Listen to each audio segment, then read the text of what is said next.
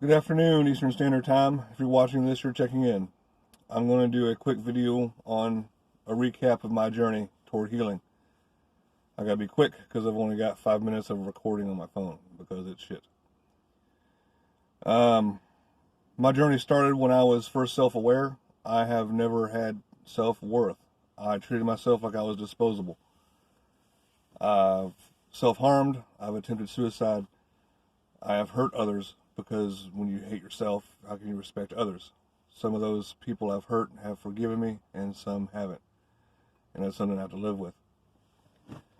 My journey toward healing actually started not even a year, before my first video, over a year ago. I was with a girl, and we were in love, and we lived together. And her demons outweighed mine tenfold easy. She was a tragic alcoholic. She had a lot of issues, and I saw a lot of myself in her, and I wanted to help her. Maybe selfishly, I wanted to help her because I thought I would help myself. But we lived together for over a year and a half. Things were good, things were bad. Eventually, her addictions got to me. I found her in the midst of a suicide attempt over 3 times. Each time I was able to bring her back, whether an ambulance, bring her to the hospital, and she lived. And then the weight of her addiction caused me to break up with her. And she went back north, and I went home. And then about a month later, she killed herself. She shacked up with a guy who was a heroin addict, and both of them overdosed on fentanyl-laced heroin and died, and were not found for 3 days. That's another story. But instantly, I internalized this as my fault. I told myself that because I'd broken up with her, I'd abandoned her. I told myself that because I had saved her 3 times or more, that I could have saved her that time. And that is obviously the wrong thing to do. So in doing that, I did not process the grieving. I did not go through the proper grieving process. And I carried that weight with me for over a year, which is a heavy burden to have. She was a great person. She had a huge heart. Nobody was a stranger to her. She would help anyone out who gave her the opportunity to help her. But even that wasn't enough to nullify the hate that she had for herself. And I'm still sad that she's gone.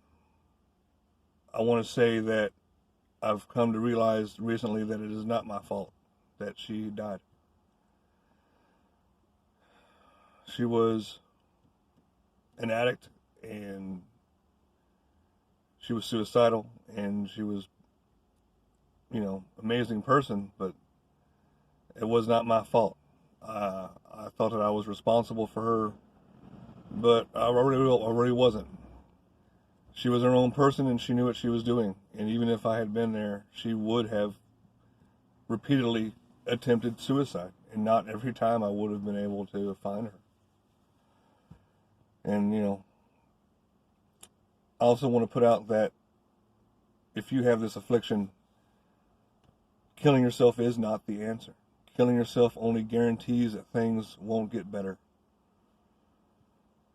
I want you to know that.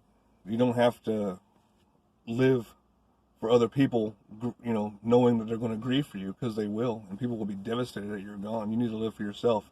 You need to find that meaning like I have.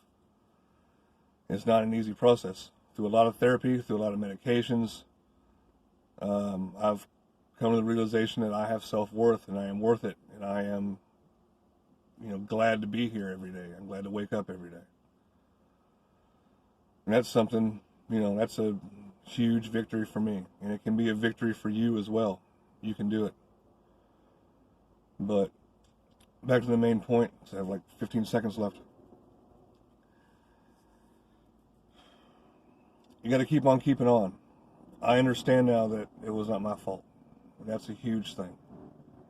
And I just wanted to give you all that recap through my journey of healing in just about 5 minutes, because I think I owe that to you, to know where I'm coming from.